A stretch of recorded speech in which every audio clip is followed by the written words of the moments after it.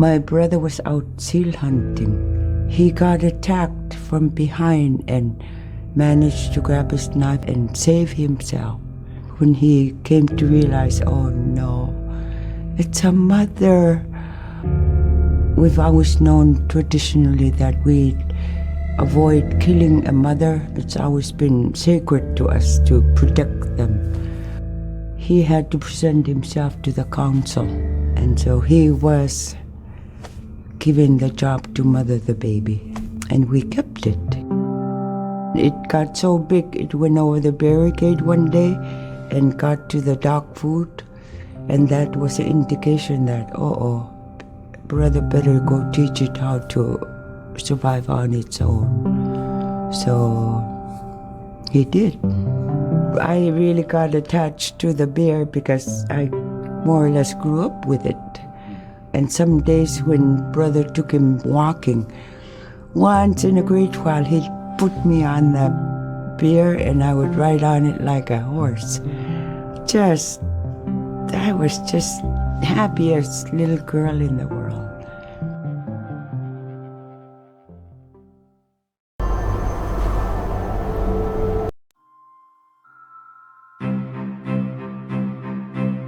In, Arctic Alaska, hunting is a really important part of life. It's not just about going and shooting something, it's about going and putting food on the table. But more importantly, subsistence hunting isn't just about the insular family unit, it's about feeding the whole community. And I think that's one of the beautiful things about subsistence hunting in Alaska is that people go out and they'll go get, fish, or they'll get a caribou, and they'll get, seals and whales. And one of the first things they'll do is they'll say, I need to take this to the elders.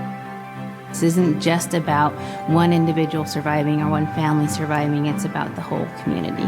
We didn't just go out and kill and put in a freezer.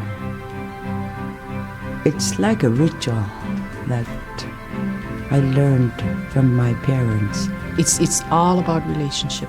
I don't know, I think there's a lot of camaraderie involved. And just being out on the land or being out on the ocean, it's like getting back in tune. I'd rather be out there. To me, once I go out there, it's the world that I learn from.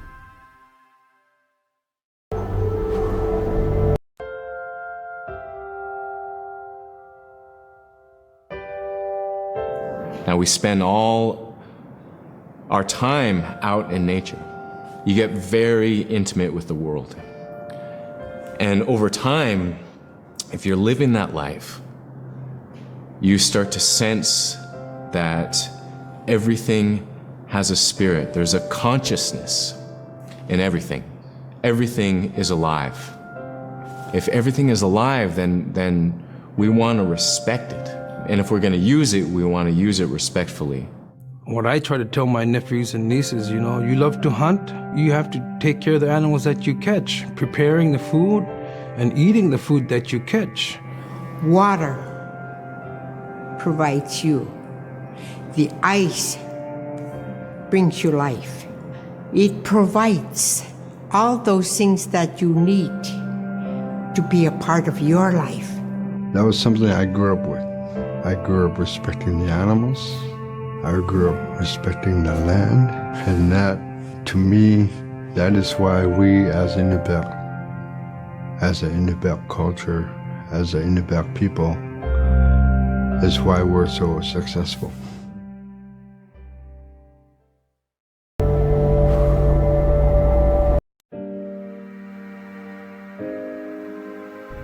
I think most central to the ideology of the Iñupiat is the idea of sharing. Being able to feed the community, feed others.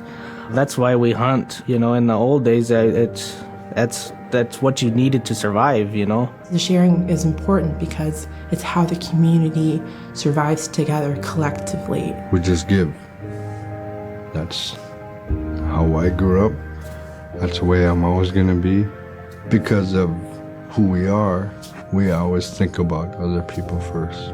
If our people didn't share in the old days, we wouldn't have survived in this harsh, climate, environment.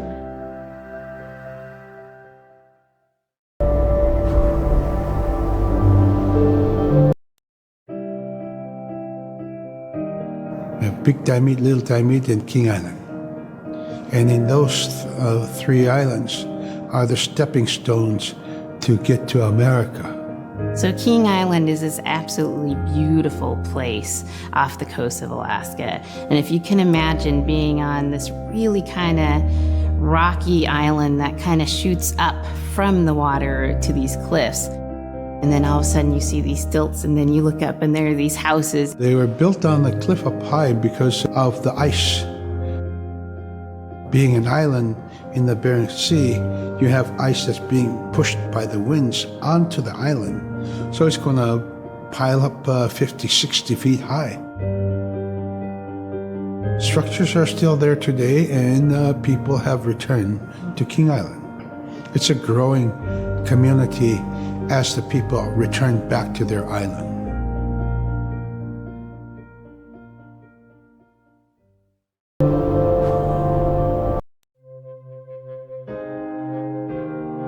When I was young, my mom, whenever the Northern Lights came out, she'd just whistle. Boy, they come alive. Just keep whistling and that aurora will just like, you can almost hear it. And then she explained to me a little bit later that those are children, and children who've passed away when they were children. You don't want to draw them in too much, is what she said, because then they could play football with your head, play Eskimo football, and that's what they want to do. They're always playing, those children up there. Don't play out without your hood on. If you don't have your hood on, the aurora person is going to come down and chop your head off and play ball with your head. It wasn't like they were trying to do bad, or it was like a scary story or anything like that. It was just, that's how it was. That's what it was.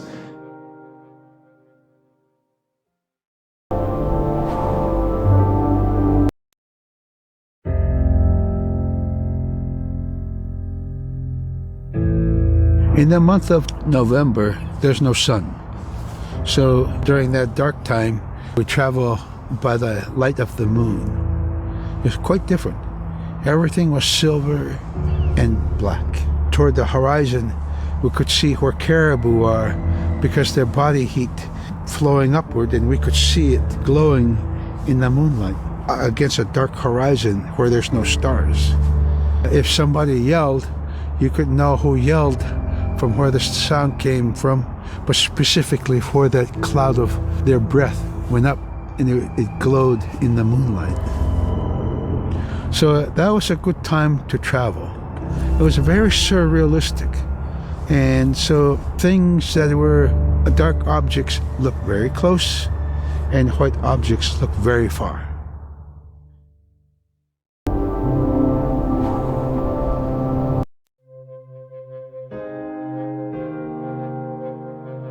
We're taught that there's no hierarchy. It's not everything else and then man, humans on top, and they're separate from everything.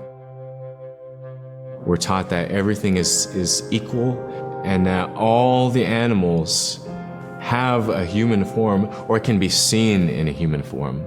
And so they have just as much or more intelligence, in fact, have a lot to teach people.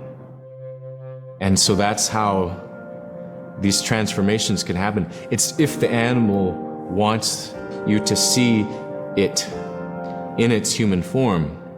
There's a story where a man comes up to an ice hole, and then realizes there's another man in his parka that's got stuck in the net, and is just stuck like that. Oh, can you let me out? Please help me, And so then he lets the man out, but then realizes that was actually a seal. That was a seal man.